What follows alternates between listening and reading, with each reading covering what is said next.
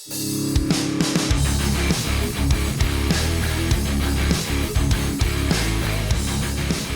guys, Rob here again. Welcome to Talking with Cars, and I do have another heater to review.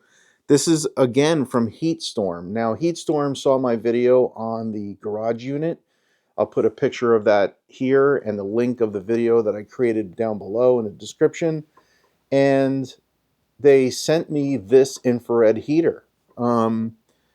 This is a 1500 watt indoor outdoor heater. Now, the room that I'm in right now is 59 degrees. It's a little chilly.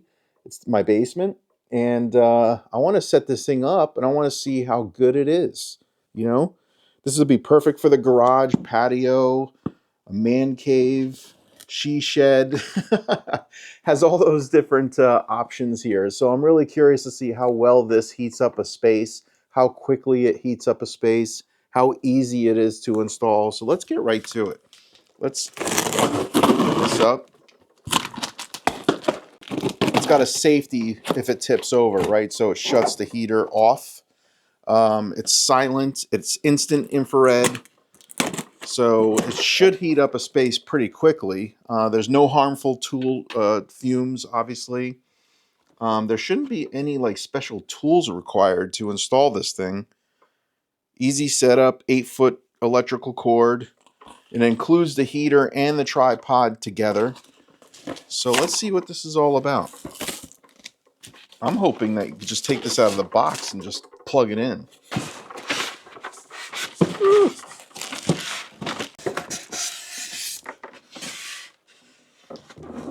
Alright, so what is this? It's like some sort of mounting bracket. There's instructions in there, so we'll pull that out soon. I know there was some damage on the box when it was delivered, but it looked like it was just at the top end. So the user manual that they provide looks pretty easy. Introduction, safety awareness, parts, installation, mounting options, and the operating instructions. So it comes with the heater. It comes with a mounting plate, which is what this is. So if you want to, mount this to a wall so it's more permanent, you can do that. It's got like additional brackets for that. I'm going to use this off a tripod, right? Because I want to use this in this interior space or on the patio area. So when things are cool at night, you could still use this and heat the space. Okay, tripod. So let's look at the tripod itself. I mean, this is no joke. This is a really nice tripod. Holy cow, it's beefy.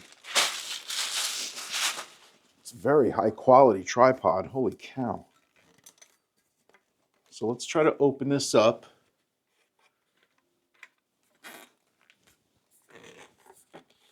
There we go. Wow. Wow, this is no joke. Heavy duty. It looks like it just extends up with this. You can have it come up a little bit further. I don't know if you can see that. So you can tighten this up or have it drop down a little bit, give you a little bit more of a sturdy base. So yeah, that's pretty impressive. And then you can lock it in with this little wing nut here so it doesn't go anywhere. All right, this is the heater itself. Remove before using, so apparently they put this in there for safety so nothing gets damaged, that the coil doesn't get damaged. A little plastic, more plastic. I mean, it's definitely, the build quality is very good. Very, very good. Interesting. All right, let's see if we can open this up. So again, I think this is an 8-foot cord, they said.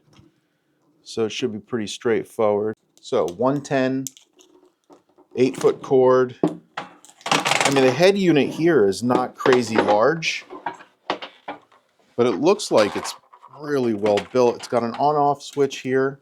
All right, so we'll keep that in the off position.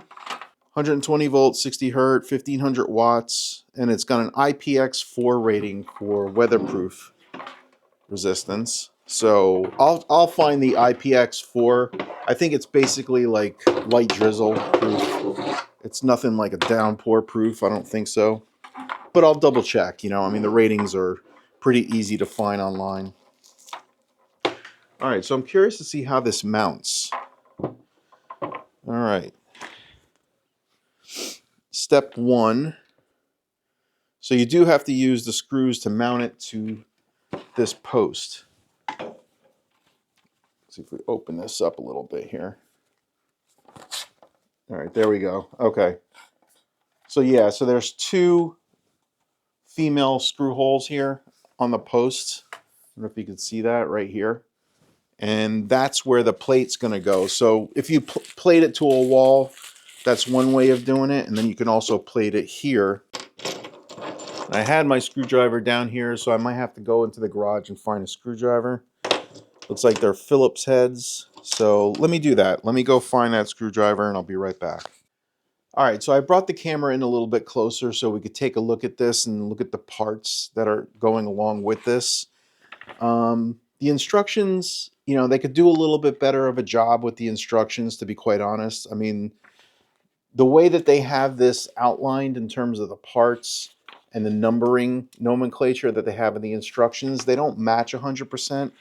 But based on the size of the screw, it looks like the smaller screws are used to mount into this, and then the longer ones to eventually mount to the heater itself. So that's what we'll do. And then there's a spacer washer like this that basically fits in between, right? It's got a curvature on it, and that's going to sit on here. Okay, so we'll put one here, one at the top, and we'll screw this plate into place, right, with the smaller screws. So that's what we'll do. So both of these are set. We're going to use the Phillips screwdriver to mount this. And I'm assuming that these studs that are here, because it doesn't really say on the instructions, at least I didn't see it, that these studs are actually going to be facing the heater unit, and it's actually going to go into the heater unit, and then that's how we're going to mount this thing. So if not, then I'm going to have to turn this around. Let's see. Yep, wrong. All right, they should be a little bit more clear about that, right? So now I got to twist this thing, turn this thing around, which is a bummer because it took a couple minutes to do that. And I don't believe this has to be like super tight, really, to be quite honest. All right, so that plate is mounted, and there's no washers or anything else between the heater unit and the tripod. Looks like we're just basically screwing from the front of the unit back with these longer screws right here. You can see these are like a hair longer than the other ones. So let's do that. Let's mount this. Let's move this back a little bit. Get this out of the way.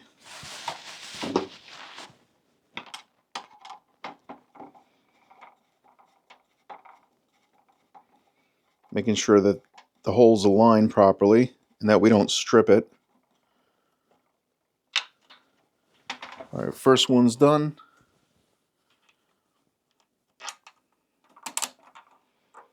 And the second one is just about done. Now there's got to be an easy way to direct this, but I think in most cases you're going to be directing this down. But it looks like there's a basically a nut on one side. So if you wanted to add a little tension to this, you could, so that you can mount this in a way where it kind of reflects up. But it is an infrared, so you're going to want it probably facing in the direction of you, and then down so that the heat rises and then fills up that space. So, all right, so I have an outlet back here on this side, and like I said, it's 59 degrees. We're going to plug this in, and we're going to see how warm it gets and how quickly you can like raise the temperature of this room a couple degrees. So let's say 5, 6 degrees, maybe 10 degrees is our goal. And again, this is 1500 watts, so it's going to eat up a little electricity. Let me bring you in a little closer and I'll show you. So that's the Lasco heater that I have right down here. Had to repair that once, I had to replace the fuse. And then we're going to plug this in to this outlet back here.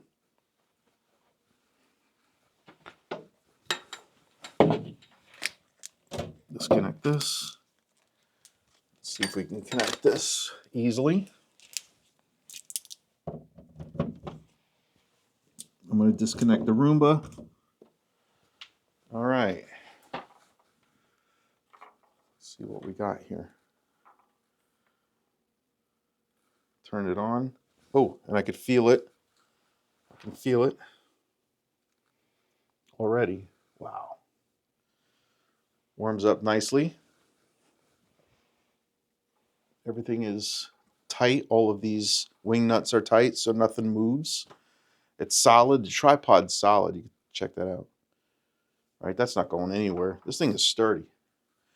And you know they're going to design it that way so it doesn't fall and cause any problems. But again, this does have a safety on it, so if it does tip over, when it hits a certain, like so many degrees, it's going to turn itself off. If this thing is horizontal, it's going to turn itself off.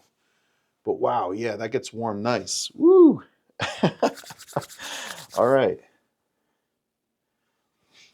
Easy to use, easy to set up, right? What it took me like 10, 15 minutes? Not bad at all. Coil in here, you see that? Heats up nice. Nice and warm. Ooh. All right. So we're going to let this thing heat the space up, see how quickly it heats it up. I mean, it's at 60 degrees right now, so we're going to wait like a half hour, and I'm going to see if I could bring this in a little bit closer to the space and see how long it heats up, see how long it takes to heat up to like 65 degrees, and I'll get right back to you. Hang tight.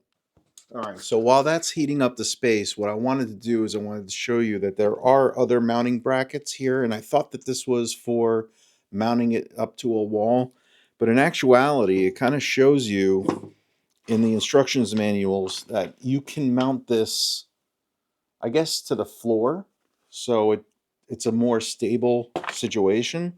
So you use these brackets, you mount them to the floor, and then mount the other side to the tripod itself. So I've never seen anything like that done before, but I guess if you have it outside, like if it's a business or something like that, it would be nice to have it mounted to the ground so it's a little bit more of a permanent structure. These would work very well. I mean, they're inexpensive. This thing is like $139, I think, on their website, and you can buy it on Amazon, and I'll put the link for that below.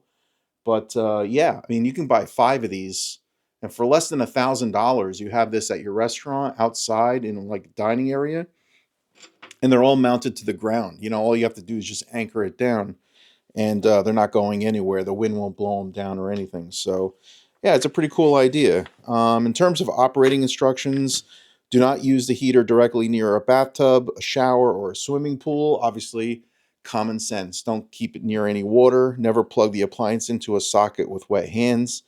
Turn on the heater by firmly plugging in the power cord. Turn off the heater by unplugging the power cord. So not just to switch it off, but to unplug it also when you're not using it. Delay off timing setting under standby status. Press the timer button to enable edit mode. Press the timer and add or take away time cycles 1 to 9. Wait 5 seconds for timer setting activate. I didn't even know that there was a timer on this thing, but I'll look a little bit closer and see if there's like a timer on it. I don't remember seeing any other buttons identifying a timer, but maybe I'm wrong. But yeah, it was quick to put together, easy to install. I mean, less than a half hour, you got this thing up, running, and it's heating up the space. So, I mean, I think it's more for proximity heating. It's really not space heating, like a Lasco blower, where you're heating up the space, you're blowing hot air into the space, and it'll heat up a lot quicker that way. But this is perfect for those scenarios where you have a workbench in a garage, you got a little tabletop that you're working on something and it's cold, it's chilly, and you want to warm up your hands. This is perfect for that scenario. Like I said before, a restaurant where you have seating and you want to have some heat for your guests. So yeah, I mean, it's pretty cool. I like it. And again, this is the infrared heater tripod combo TT. It's the heatstorm. See what model number this is. The HS-1500-TT. So, $139. It's heating up the space. I'm liking it so far. So, I'll stay tuned. I'll give you a little bit of an update in terms of heating up the room and how quickly it does that. But I can feel it from this distance, and I'm probably 10 feet away. I can feel it on my hand. I mean, it's kind of powerful. So anyway, so like, subscribe, and I'll see you on the next one. Peace. Good job, Heatstorm.